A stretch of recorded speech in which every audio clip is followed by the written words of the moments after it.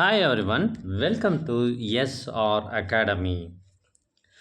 12th standard chemistry இந்த எக்ஸாமுக்கு நீங்கள் எல்லாம் படிச்சுட்டு இருப்பீங்க. அதுவும் பப்ளிக் எக்ஸாம்.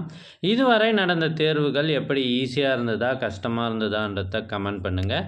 அடுத்த எக்ஸாம் வந்து கெமிஸ்ட்ரி எக்ஸாம். இதற்கு நாம் ஒரு முக்கியமான வீடியோ தான் இப்போ கொண்டு வந்திருக்கோம். இது என்னென்னா 12th ஸ்டாண்டர்ட் இதற்கு முன்னாடி நடைபெற்ற public exam original question paper. இது மார்ச் 2024 வருடம் நடைபெற்ற ஒரிஜினல் கொஷின் பேப்பர். இது இந்த நியூ சிலபஸ் படி தான் நடைபெற்றிருக்கு.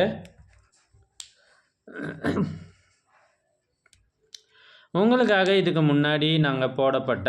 முன்னாடி நடத்தப்பட்ட பப்ளிக் எக்ஸாம் கொஷின் பேப்பர்ஸ் எல்லாமே கொண்டு வரோம் ஒன் பை ஒன்னாக. இது கெமிஸ்ட்ரிக்கு இதுவே வந்து 5வது வீடியோ நாங்கள் போட்டிருக்கோம்.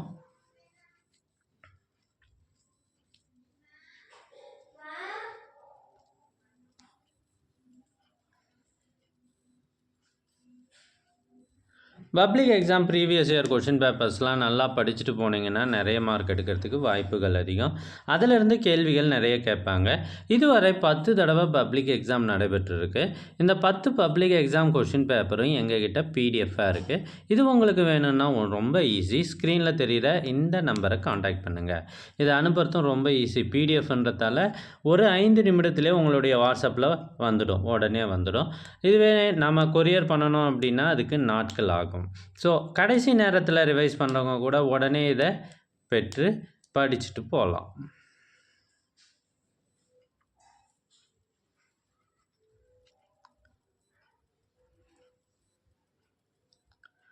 எந்த சப்ஜெக்டாக இருந்தாலும் புக் பேக் 1 மார்க்குக்கு ரொம்ப இம்பார்ட்டன்ஸ் கொடுங்க. அதிலிருந்து நிறைய கேள்விகள் வரும். நம்ம ஈஸியாக மார்க் எடுக்கலாம்.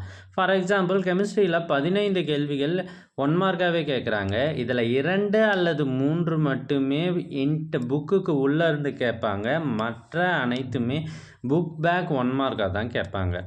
ஸோ புக் பேக் கொஷின்ஸு ரொம்ப இம்பார்ட்டன்ஸ் கொடுத்து படிச்சிங்கன்னா நீங்கள் பப்ளிக் எக்ஸாமில் மார்க்கு ஈஸியாக ஸ்கோர் பண்ணிடலாம்.